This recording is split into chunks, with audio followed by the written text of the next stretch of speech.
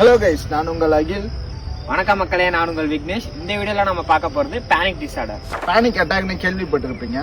Panic disorder அப்படின்னா திடீர்னு மிக அதிகமான பயம், உடல் பதட்டம், அதுவும் எந்த ஒரு வார்னிங்கும் இல்லாம திடீர்னு வரும். நான் சொல்ல போற சிம்டம்ஸ்லாம் சடனா உங்களுக்கு வரும்.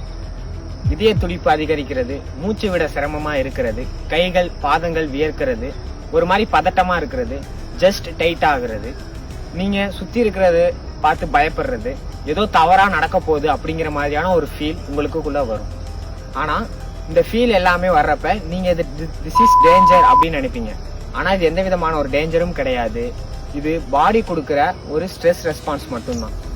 முக்கியமான விஷயம், பேனிக் அட்டாக் சில நிமிஷத்துல பீக்குக்கு போய் அப்படியே ஸ்லோ ஆயிடும். அந்த எக்ஸ்பீரியன்ஸ் நினைச்சு பார்க்கும்போது திரும்ப வந்துருமோ அப்படிங்கிற பயம் இருக்கும்.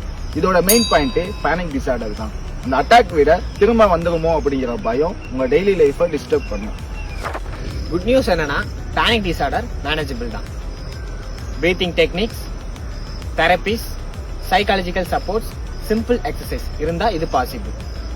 இப்ப சிம்பிளா சொல்லணும்னா, பேனிக் டிசார்டர் அதிக பயம், உடல் பதட்டம், மீண்டும் வருகின்ற ஒரு எண்ணம், இவ்வளவுதான். பேனிக் டிசார்டர்னா என்னன்னு பார்த்தோம். அண்ட் நெக்ஸ்ட் வீடியோல நெக்ஸ்ட் டைப் என்ன அப்படிங்கறத நம்ம பார்க்கலாம்.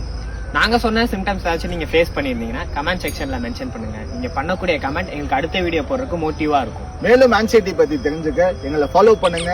ஸ்டே கனெக்ட் வித் மனதின் மருத்துவம்.